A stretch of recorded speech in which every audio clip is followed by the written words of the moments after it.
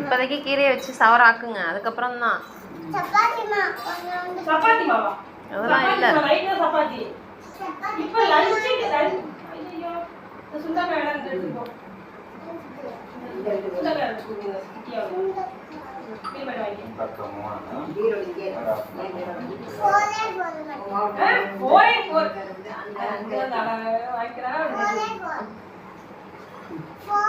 சரி வாங்கிக்க பேப்பர் வாங்கிக்க. தேங்க் யூ சொல்லு, தேங்க் யூ சொல்லு.